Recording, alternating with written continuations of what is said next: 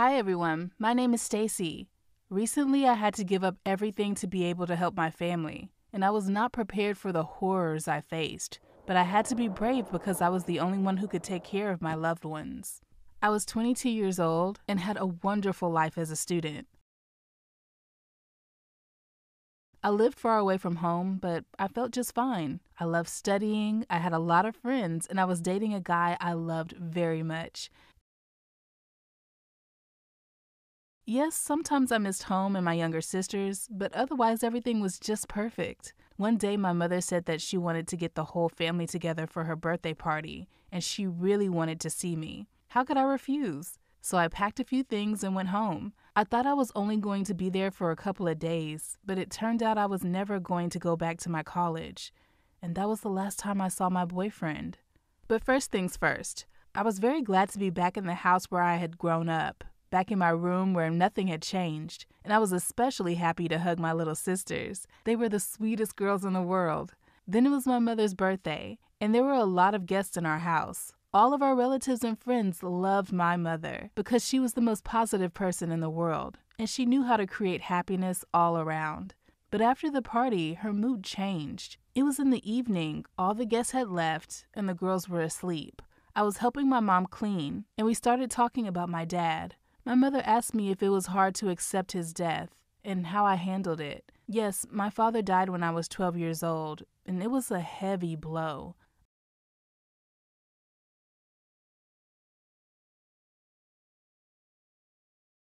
I remember how bad I felt. I cried all day and missed him so much. But it wasn't just nostalgia. My mom had a reason to mention my father. I saw tears come to her eyes, and she said it. My mother was seriously ill, and the doctor said she only had a couple of months left to live. Oh my God, this was just awful. I didn't even know what to say at that moment, so I just hugged my mom and we stood there for a while and just cried. After that, the most difficult period of my life began. We had to tell the girls that they were going to lose their mother. Imagine what a 13-year-old child feels when they learn this news. It's unbearably hard.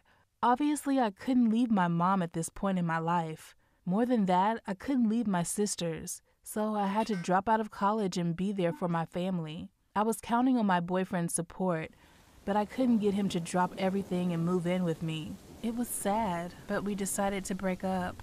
After accepting the fact that we were going to lose my mom, we tried to live the last months as pleasantly as possible.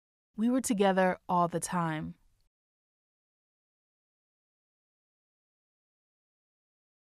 We walked, had fun, and even went on a trip. Then we spent the last couple of weeks of her life in the hospital. I can't tell you how I felt as I watched my beloved mother fade away, but there was nothing I could do about it. So I was just there for her until the end. And then it happened. The short beats of the heartbeat sensor turned into a long, sad squeak. And my mom went into another world. We were on our own now, and now I was a mother to my sisters, and I had to take care of them and help them cope with their grief. I had to be strong for them, but it was hard. After all, I'd lost my mother too, so I tried to stay strong during the day when I was with the kids, and I spent my nights crying into my pillow. We learned to live in a new way. I drove my sisters to school every day, and then I learned how to cook and keep the house in order. At some point, it became easier for us, and we realized that we could cope with everything and continue to live on. But the savings my mother had left was melting before my eyes, and I knew I had to find a job to support our family. But the thing is, I didn't finish my education, and I had a hard time finding a job. No one wanted to hire an employee without a degree, even though I left college for a good reason. One day I realized that I needed any job just to get some money, and I saw an ad for a housekeeper. It was weird because this work offered a lot of money. It looked like a trap, but I decided to try anyway, especially since I was good at keeping the house clean. When I got to the interview, I understood why the promised salary was so big. It was a huge house in a very fancy neighborhood. The owner, Mark, was a solid businessman, and he was willing to pay this money to the housekeeper. I guess he liked me because I started working the very next day, and I have to say it was a strange job because the house already had a lot of staff to keep it clean, but it was just perfect for me. Every morning I drove the girls to school, then drove to work, and I was free at 3 o'clock in the afternoon, so I could earn money and pay a lot of attention to my sisters. This went on for a while until I began to notice some strange behavior from the owner of the house. Sometimes he would just watch me do my job, and sometimes he would start a conversation with me. He would ask about me and was interested in what I was doing outside of work. These conversations were always awkward, and I was very shy. He even invited me to lunch with him once. Needless to say, it was the most awkward lunch of my life, but he did it for a reason. At one point, I noticed that he was just flirting with me. I didn't know what to do in this situation, so I just smiled and then tried to find a reason to leave this strange conversation. And soon, I got confirmation that he wanted me to be more than just a housekeeper. Mark's wife suddenly came home, and I was told that she wanted to see me. I went to her room, and she said she had to have a serious conversation with me. Judging by how she looked, all her conversations were serious. She gave the impression that she was a very strict woman. At first, she just asked if I liked working in their house, but then we moved on to a more sensitive topic. She asked me how her husband felt about me. It was more like an interrogation. I didn't want to talk about him flirting with me, but I started to get nervous, and she cracked me.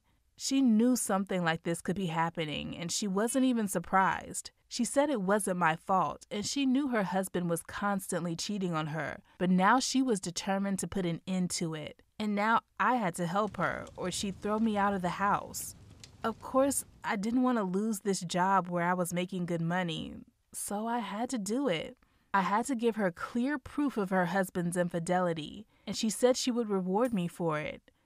I didn't know how I could do it, and I was confused for a couple of days, but then I decided to just record our conversation on the phone, and soon I succeeded.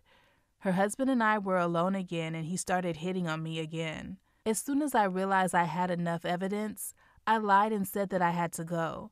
I got the tape, and I sent it to Mark's wife, but it wasn't enough. She was very unhappy with what I recorded for her, and she was going to fire me, but I asked for a second chance. She needed video evidence, not just silly talk. If I didn't succeed, I would have to leave the house immediately. I was nervous all night, and I didn't know what to do. I couldn't lose this job because I had to take care of my sisters. They only had me, and I couldn't let them down. In addition, this businessman was acting dishonestly, cheating on his wife, and he had to be punished. Soon I found the courage, and I was determined to do it. The next day, Mark started flirting with me again, but much more openly, so I had to act. I hinted that I was going to clean the bedroom and winked at him. Then I quickly hid my phone with the camera on behind the curtain so he wouldn't see it. Soon Mark came in the bedroom and continued our conversation. Then he admitted that he had hired me because I seemed to him to be very beautiful and sweet. He took my hand, and after a second, he kissed me. The worst part was that I had to play along with him to get the video. I don't know how it would have ended if he hadn't heard a car pull into the driveway. I don't even want to think about it. Mark went to meet the guest, and I grabbed my phone and ran out of the house. Later, I met with his wife and showed her the video. She was pleased. It was important for her to have this in order to accuse Mark of cheating, because this way she would be able to sue him for the property and punish him for his constant infidelity. As she had promised, I was rewarded, and it was a huge amount of money for me. I couldn't have made that much in a whole year. It was probably a small part of what she was going to take from her husband. She said she could get me a job as a housekeeper for some of her friends, but I refused. I don't think I could forget this horror that happened to me, so I didn't want to work for people like that anymore, and you never know what could happen in another house.